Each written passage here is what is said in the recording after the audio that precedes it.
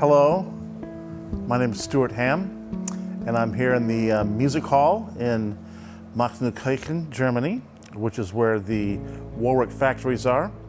I've been here for a few days, working with Marcus Spangler, the bass designer, on some basses. And I'm here to talk you through my signature bass. This is version 2.0 of a bass that I've been designing for Warwick with my good friend Marcus. You know, my whole career I've been very involved in designing basses because I love bass guitars. I remember being in high school and in shop class and drawing up designs of bass guitars and different ideas of what would work. And I've been very fortunate to work with many different companies. I was the first bass player ever to have a signature bass with Fender when in the very late 80s we came out with the Fender Urge. And it was a really great indoctrination into woodworking and bass building for me to work with guys like John Page who were master builders, because I had ideas but I didn't know anything about wood, a little bit about electronics. I was with Washburn briefly and we designed a couple of great basses, most notably the SH40, which was an acoustic bass that had an adjustable and intonatable bridge.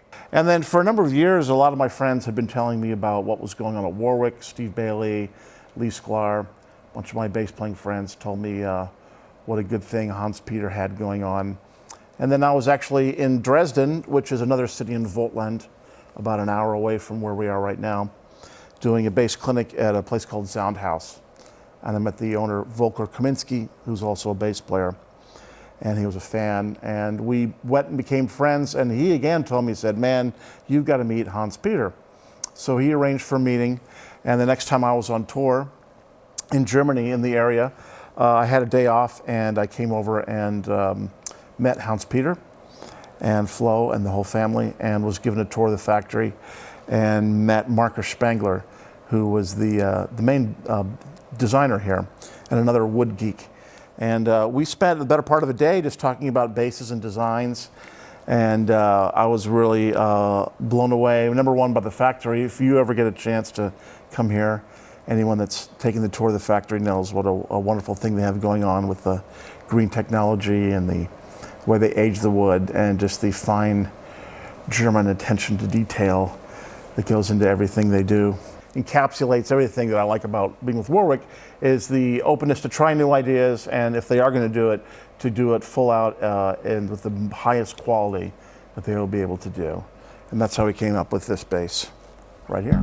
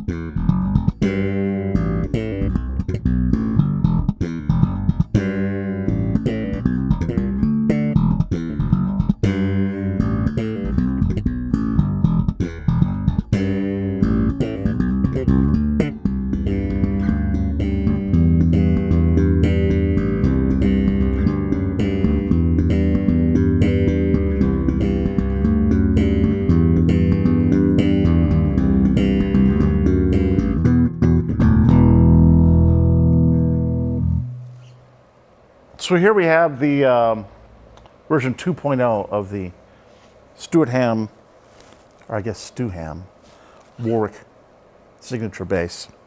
I'm very happy with it.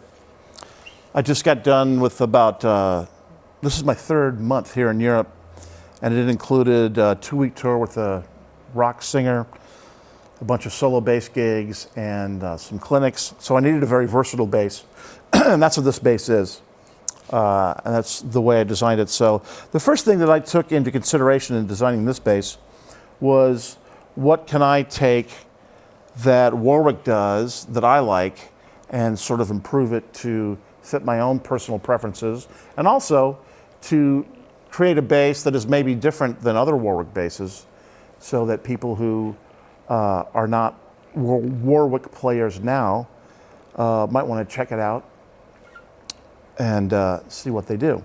So the first thing that I did was design a much lighter bass and a much more well-balanced bass. Any of you that know me or taken any of my classes know that I always champion the physical aspects of playing bass and the ergonomics of bass playing, right? So the first thing I wanted to do was get a more balanced bass. Some basses become neck heavy. We call them neck divers. And you put them on and they just sort of pull you over like this, out of the frame, just like that. And it's a lot of work on your body, and also it's a lot of work on your hand to keep it up. So I'm used to a bass that is much more balanced. As you can see, this is much more balanced up there, right? So to achieve that, the first thing we did was we took the body of a 5-string streamer and put it in a 4-string body, and this sort of balanced off the weight of it. We made a much thinner neck, much more streamlined neck, and to get it to stay, because it's so thin, we had to put in these double reinforcements here. Oh, I believe it's silicone. You should ask Marcus or Enrico about that. To reinforce it, because if the neck is this thin, it's going to need some reinforcement so that when you're playing it, you know, it's not going to fret out or bend the note sharp or flat as it may be. So that's where we started. We started with a bass that would be much more well balanced. The whole thing is much lighter than a lot of basses that you play, so it's less physical strain and stress on your shoulders and on your body. That is very important to play. I had some EMG pickups put into it for my signature model. I had my first EMGs put into my bass in 1980, an old Fender jazz bass I had in E. Wurlitzer's in Boston. Since then, I've been good friends with Rob Turner, who's the owner and designer of EMG. We worked together to promote these pickups. And it has the usual stock Warwick features as well, the headstock. The 3D bridge technology that we altered a little bit in this bass to fit with the certain particular parameters that I set it up as. It's a really ingenious bridge design with a lot of working parts that can be a little intimidating if you're a beginner, but if you are a seasoned veteran, there are just so many ways that you can adjust it to your liking. This bridge, if you unlock these screws, comes up and down so you can get the right string height. You can also adjust the nut right up here at the neck.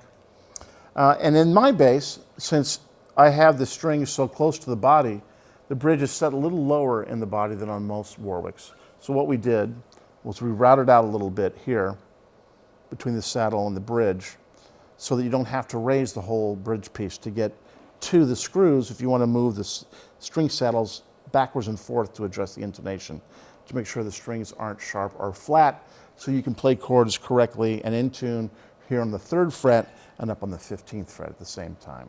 Unlike all Warwick basses, they use the invisible fret technology. They have this amazing machine that you have to see. It's like this big box that they put a tree in, and it comes out a perfectly shaped and fretted neck. It's really amazing. You ought to see it. Great mechanical invention.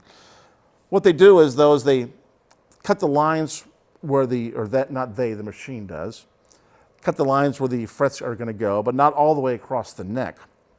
And then they slide the frets in there. So what you don't have is frets that are chopped off and that are lapping over the side, so that when you're moving your hands up and down, you're not getting any cuts or any nicks by the frets that are peeking over the edge there. There's the bass. This one is green and has the Hulk sticker on the back. Version 3.0, we're just solving a little bit of the balance problems even a little better. And it's going to be blue, and I haven't decided if it's going to be a Doctor Strange sticker on the back or what. Maybe Black Bolt from the Inhumans, because part of his costume is dark blue. We'll see what it looks like. So there you have it. I'm very happy with these basses, and I also imagine that until I leave this earth, I will always be tweaking and exploring new ways in the bass and designing new adaptations to make it even better, because I'm always searching ways to get better and to express music clear. And a good bass guitar like this Warwick will certainly help me do that. And I'm very excited to be working with Marcus and HP, make quality instruments. And here's one right here.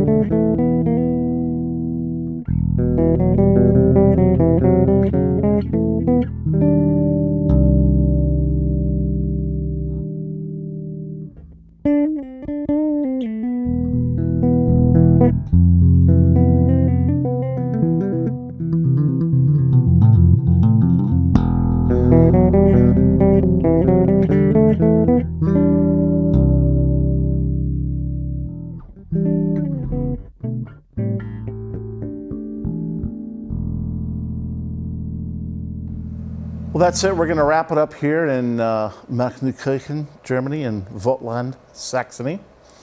We just got done with bass camp, which was great, hanging out with dozens of the world's greatest bass players, and a lot of bass players who have their own signature Warwick basses that you can see at warwick.de. And then I did a 2-week tour with the great Chuck Rainey, which was unbelievable. A couple days off here at the corporate headquarters working on some bass designs, and then I'm off to Poland, and then I'm off to the UK, and then I'm off to Shanghai for the music show, and then I go back to Europe to tour with Jane Gedder, and then I'm back to the States to do some gigs with my band, and then the US tour with Jane Gedder, and then it's time for the West Coast Stu Hamm Band tour leading right up to the NAMM show, and then I go to Bologna, Italy, where I'll be spending most of the spring teaching there. And that's how the time flies. So again, go to warwick.de. They have all the production models, the Masterbuilder series. You can see my signature bass and all the other great Warwick artists who I spent time hanging out with and sharing laughs and bass stories at Warwick Bass Camp. And if you get a chance, sign up for Warwick Bass Camp next year. It's always great. Spots are limited, but the greatest collection of bass players known to man. So that's it. Greetings from Germany. Auf Wiedersehen.